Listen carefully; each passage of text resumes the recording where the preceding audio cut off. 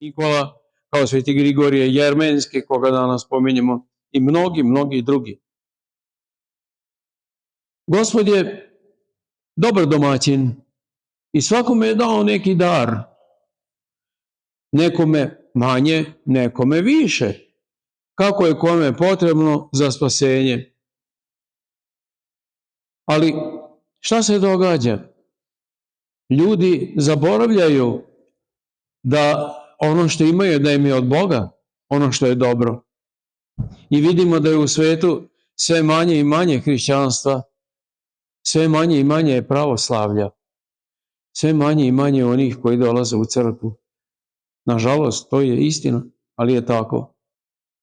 Onda je jako važno da oni koji dolaze u crkvu i koji veruju, kad već nemamo kvantitet, onda da imamo kvalitet, da su to jaki i dobri hrišćani, da im nikakva sila, ni sa zemlje, ni pod zemlje, ni bilo koja, ne može pokolebati u veri njihovoj. Ja se uvek setim i one priče kad je onaj domaćin dao svojim slugama, imao 3 sluge, dao svakome po neki dar, a je otišao i posle dugog vremena vratio se pa da vidi šta su radile sluge sa tim darom. Jedan je dobio 5 dukata, zaradio još 5 dukata, bio je vredan. Drugi je dobio 2 dukata, zaradio još 2 dukata. Pohvalio ga je domaćin, bravo, kaže, dobar si bio.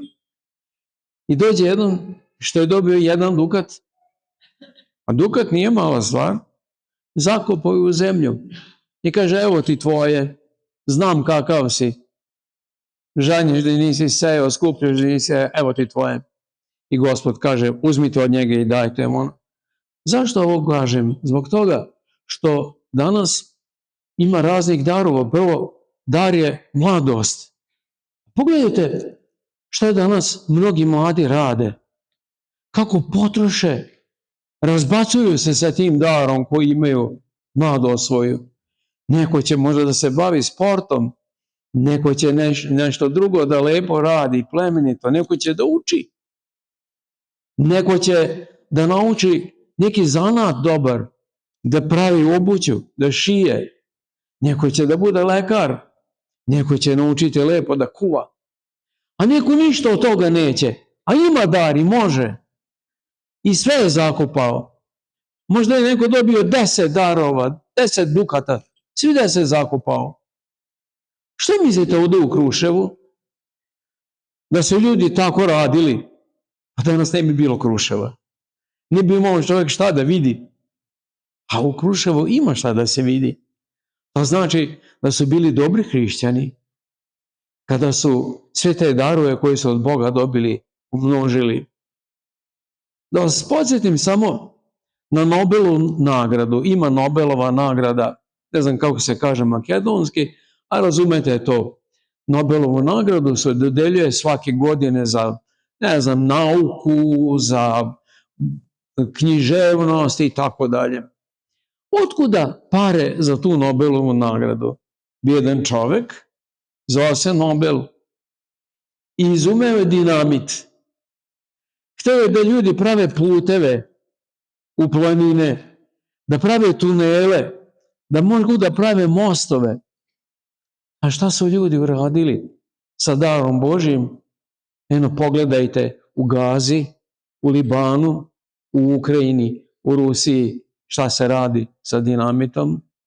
Dar od Boga može da se upotrebi, ali nažalost može i da se zloupotrebi. Jer u ovom svetu je rat i jedan nevidljivi rat između sile dobra i sile podnebese, sile zla, sile demonske. Ta borba se vodi i u srcu čovekovom, kad se dvoumi šta da uradi. Zato da pazimo na vreme, sat otkucava i ne znamo koliko ćemo još biti na ovome svetu. Ja nisam napravio ugovor ni sa Bogom, ni sa Arhangelom Mihajlom, pa da znam kad ću otići od svog sveta.